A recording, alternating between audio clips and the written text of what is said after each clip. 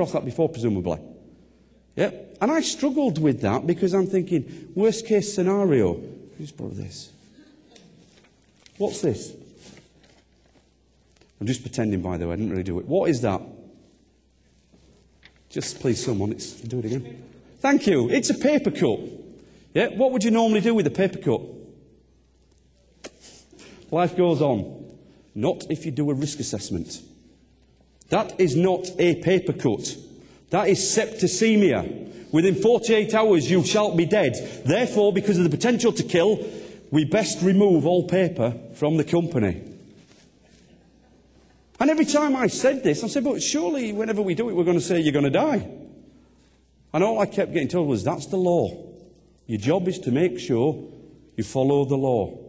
So I went back, and my first risk assessment that I was involved in Sainsbury's was in the produce department, the fruit and veg. And there it was on the floor, little green thing. Now to you that's a grape, either seeded or seedless variety. To me, however, it's the killer grape.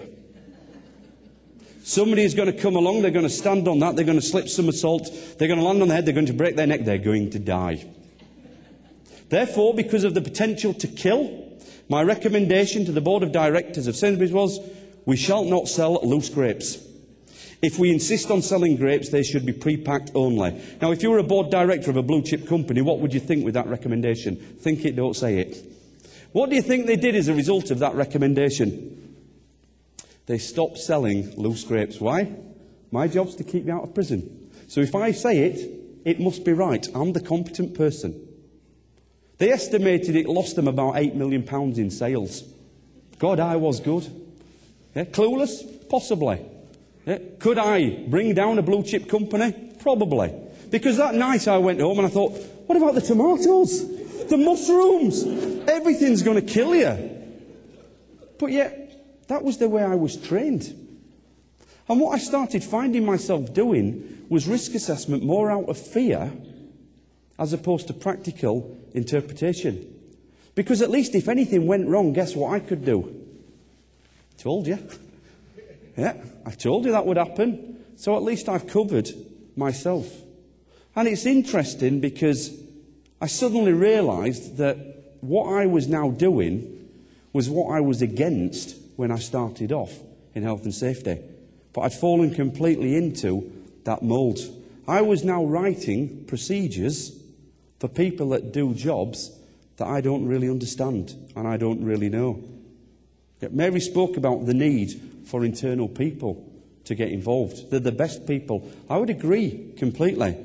But when I set my company up, I got asked to do a risk assessment in an engineering company. Now, with the best will in the world, what do I know about engineering? Nothing. So can I do a risk assessment in an engineering company? Of course I can. I'm from Yorkshire. I'm a consultant. I'll give it a go. Yeah? But what's the downside of me doing that? I know nothing about it. But who does? Who does know plenty about it? The first job I was assessing was somebody working on a lathe. Yep. So therefore, who knows the most about working on that lathe? The guy that's doing it. So my job really was to get the information from him. Now, in health and safety, we love jargon, hazard, likelihood, probability, epidemiological analysis. To most normal people, guess what? They haven't got a clue what you're talking about. Can you imagine me going up to somebody that's operating a lathe and saying, can you tell me what all the inherent hazards are of the activity you're undertaking, the probability of occurrence, and an epidemiological analysis you've carried out on it? He's going to go something like, off. He ain't going to talk to me too long. So I needed to break all of these words down, yeah, to a word that most people understand. And it's a word that I use every single day when I talk about health and safety. The most important word you're ever going to hear on health and safety. Are you ready for the word that's going to change your life? The word is dodgy. Because when you go up to a normal person, you say, anything dodgy about what you do? Guess what? They understand exactly what you mean. And sure enough, the guy operating the lathe says, I'll tell you what's dodgy. When that swarf flies out, just misses me bloody eye. One of these days, it's going to take it out. And I'm saying, swarf? It's just curly bits of metal that comes off when we cut it. Now I know what swarf is. And I'm saying, that does sound dodgy. I says, is there anything we can do to make it safer? He says, well, we're meant to wear them goggles, aren't we? Key word there. Meant to. I said, are you saying you don't wear them?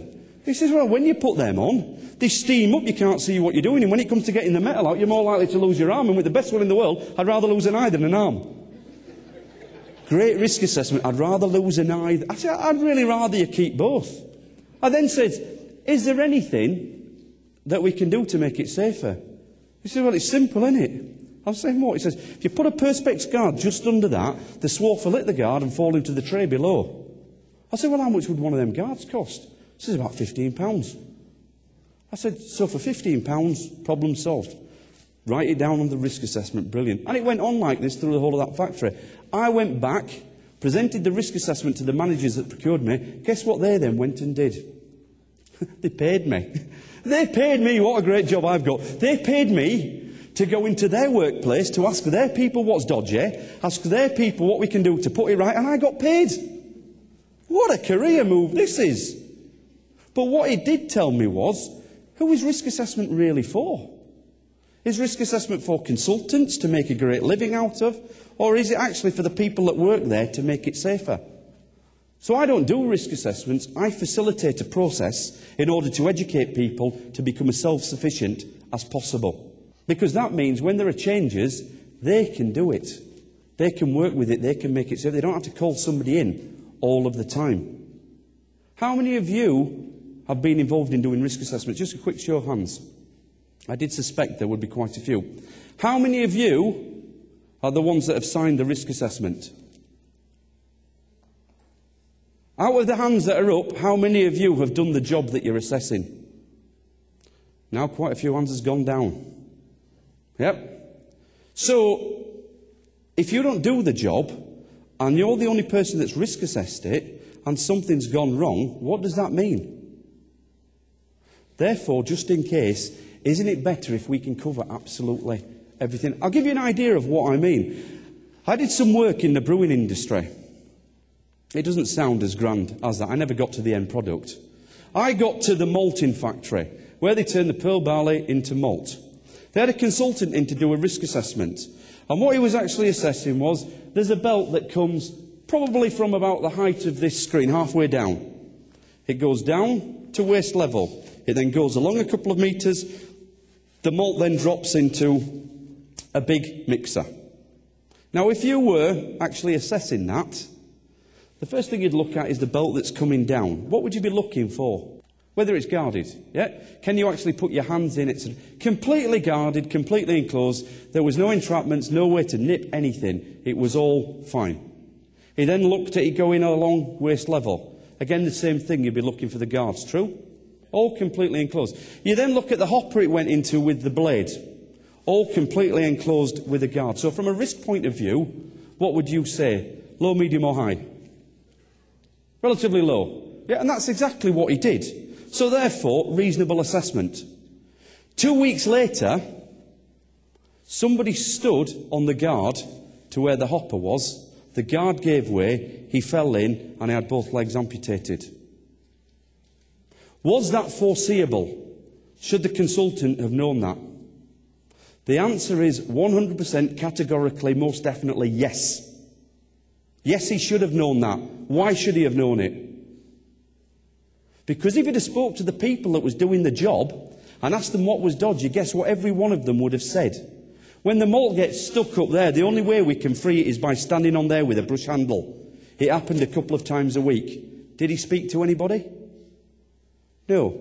He just observed, he looked at it and he wrote it down. How many of you have ever done a risk assessment whereby you've not spoke to the people that are doing the job? Don't put your hand up, I don't want to know. But if that is you, we need to change. This is where sensible pragmatic comes in. This is where we'll get rid of all the fear. Because actually you need to involve the people that are doing the job. Why do we do risk assessment? Well, surely we do it because we want to try and ensure that people aren't going to be harmed. Simple. So if we speak to the people and we involve the people, then we're more likely to get the right answers. We put lots of procedures together. What comes first, procedures or risk assessment? Okay, when I do a safety management review, it's quite simple. I will pick a procedure out. Yep, somebody will put all the files on the table and they'll say, that's how good we are at health and safety. Yep, I will pick a procedure out at random. I will then ask, can I see the risk assessment that said we needed it? Guess what? Very rarely does somebody show me the risk assessment that says we need that control measure. It's a little bit like planning and implementing. Risk assessment is the planning, the procedure is the implement.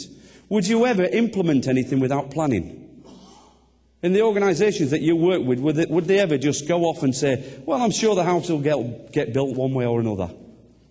Or would they actually plan it first? So why then sometimes in health and safety do we implement without planning? Well, because sometimes it's reactive. Somebody's lifting up a bottle of water into a dispenser. Their back goes. They're walking through a shopping centre, and there it is, the nice man that says, no win, no fee. Have you had an accident in the last 3 years at work? What do people think now they can do? Claim. Yep, we're in a litigious society, so people will put a claim in. What question are you going to get asked from the insurers in your organisation? Can you show me the procedure for lifting the water into the dispenser? Yep. And when we look through, guess what? We haven't got one. So what do we feel we need to do? Put one together. If we'd have done a risk assessment on it, guess what we'd probably have found from a significance point of view? Lifting that water into the dispenser, guess what? It's probably relatively low risk. Am I going to put a procedure in for something that's relatively low risk? Hopefully not, because that procedure wouldn't actually reduce the risk. Try it when you go back to your workplaces. Please pick a procedure at random and just ask yourself, have we actually got a risk assessment that's been carried out that says we need this? Does this procedure actually make it safer? Because if your procedure doesn't make it safer, what is that telling you? And interestingly enough, if you look at legislation, the management regs, Regulation 4 talks about a hierarchy of risk control. Where does it put procedures? Second from bottom. The only thing below that we should consider as a last resort is PPE. What do most organisations go straight for? Procedures and PPE. If I was so worried about lifting this water into the dispenser, from a risk point of view, what would the best option be? Get it pumped through the mains. We don't need to lift it then, if I was that concerned about it. But as a result of that, what starts happening to the procedures manual? They just go up and up and up. And when are you most likely to find out about the procedure? When it's gone wrong. What's that got to do with good health and safety? It's too late then. If I'm putting it in, I want people to know about it now. Good health and safety is about putting it in first. Sensible, pragmatic, business-focused. We put the right things in place. Two types of risk that we come up against. Pure risk and speculative risk. Nearly everything we do in a health and safety context, I would say, fits under the pure risk category. Because, i.e., by not doing it, can only probably give rise to a loss of some kind. The other type of risk is speculative risk. That's why you buy a house 3 years ago in Ireland and you say this is an investment for the future. Yeah. Guess what with speculative risk? It doesn't always work out the way we think. But when you took it on, there was a chance you would be successful, but there was also a chance of it not working out. So when we're doing our risk assessments, they tend to fall into the pure risk category. It's hard to argue that health and safety makes you money.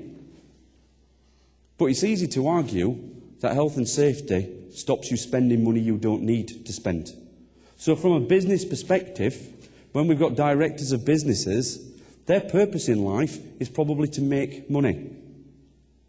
Our purpose should be to support them in doing that by ensuring we only ever take responsible risk.